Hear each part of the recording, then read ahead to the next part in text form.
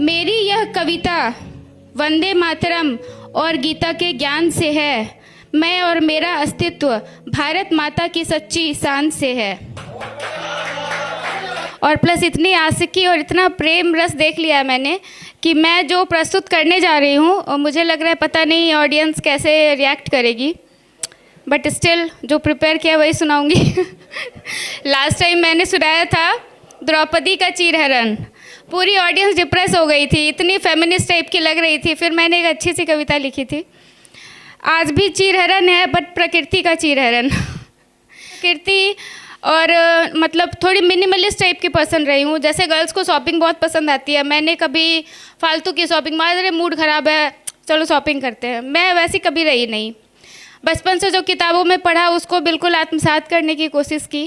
प्रकृति का चीरहरण अभी जो चल रही है, आप लोग भी देख रहे होंगे शायद, अरावली को काटने के लिए या फिर बाकी जो जंगल हसदेव बहुत सारी जगह पर जैसे चल रहा है प्रकृति का दोहन विनाश के नाम पर, तो उसी पर मैंने कविता लिखी है प्रकृति का चीरहरण। हर बार जनता ने जिसे सिर आँखों पर बिठाया है, आज उन्होंने ही हमारे भरोसे को डगमगाया है। पहाड़ों की छाती चीरी जा रही है नए राहों के लिए, जंगलों की सांसें थमी हैं विकास की चाहों के लिए। मतलब तीसरी बार आ गई ना मोदी सरकार, कोई ना कोई भरोसा पे लोग भेज रहा है। अब विकास के नाम पे सांसें छीन लो, ऐसे थोड़े होता है।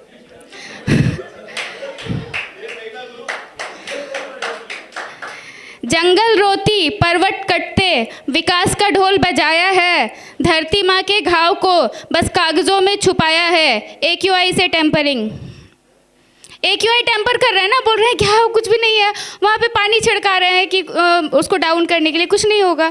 जंगल रोती पर्वत कटते विकास का ढोल बजाया है, धरती माँ के घाव को बस कागजों में छिपाया है। उंगली माल की कथा कहे, उंगली माल के बारे में सुना होगा ना आप लोगों ने।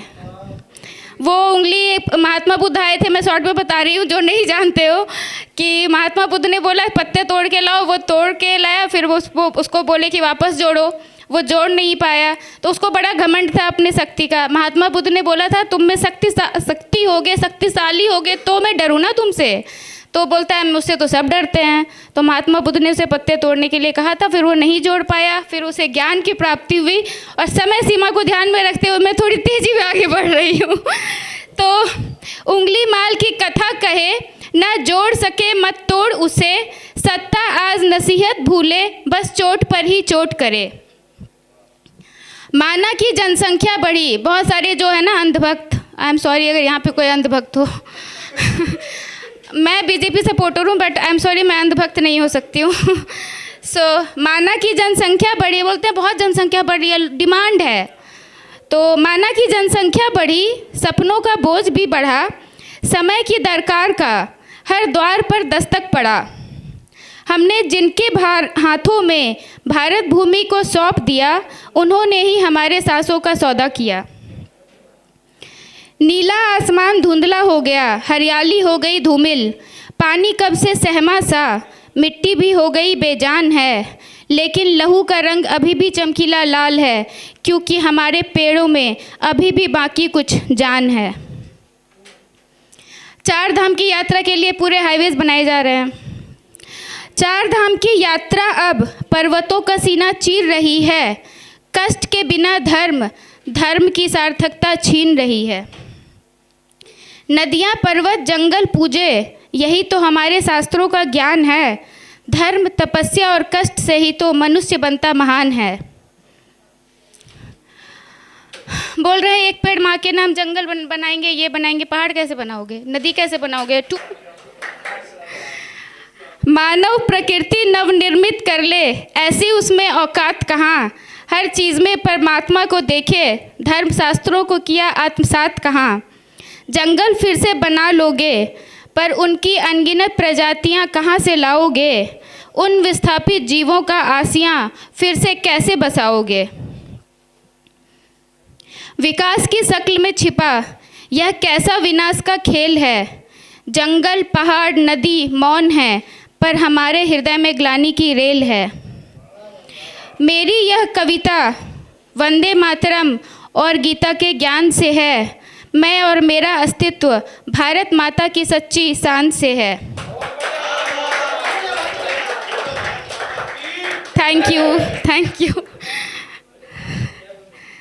और अभी रसिया से आए थे तो उन्हें क्या दिया गया था गिफ्ट में, किसी को कोई आइडिया है?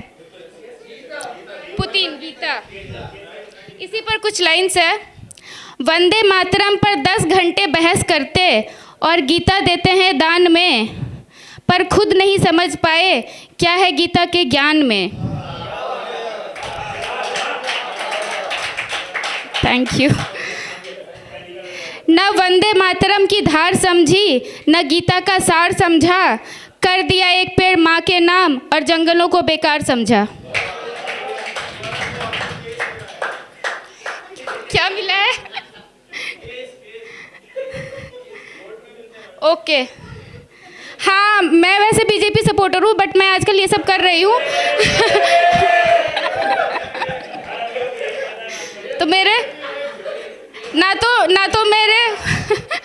तो मेरे फॉलोअर्स हैं, ना मैं कोई इन्फ्लुएंसर हूँ। मैं बस ऐसे ही बेबाकी से लिख देती हूँ। तो मेरे कुछ फ्रेंड सर्किल बोल रहे हैं कोई ऑर्गेनाइजेशन ज्वाइन कर लिया है क्या, आजकल बीजेपी के अगेंस्ट काम कर रही हो। मैं सीरियसली, मैं राष्ट्र सेविका समिति, बीजेपी सबसे जुड़ी हुई हूँ, लेकिन वही मैं अंधभक्त नहीं हूँ। क्या संभव नहीं वह कदम जो संतुलन की राह दिखाए, जहाँ विकास मुस्कुराए और प्रकृति भी गीत सुनाए। बस नियत में हो सादगी और सोच में हो दूरदृष्टि, फिर धरती भी खुशहाल बने और एक सेवक पाए सच्ची सिद्धि। प्रधानमंत्री जी कहते हैं ना, मैं तो सेवक हूँ। हाँ, किसी ने समय का मान नहीं रखा, मैं क्यों महान बनूँ। चलो लास्ट में मेरे पास, वैसे मैंने और भी लिखा था, पर चलो ठीक है, बहुत सारे लोग हैं। तो मैंने जैसे शुरू में बोला कि सबका इश्क का रंग लाल है, तो मेरे हृदय में जो प्रेम भरा है, मेरे हृदय में जो प्रेम भरा है, उसका रंग गहरा हरा है। मेरे हृदय में जो प्रेम भरा है, उसका रंग गहरा हरा है। मैं यहाँ सांस ले रही हूँ क्योंकि वहाँ एक पेड़ खड़ा है।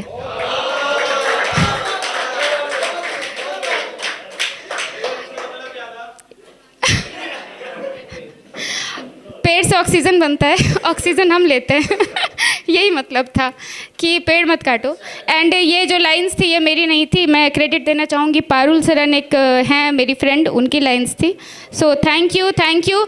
इतने आशिकी वाले पोएम के बीच ये प्रकृति का चीरहरण सुनने के लिए थैंक यू।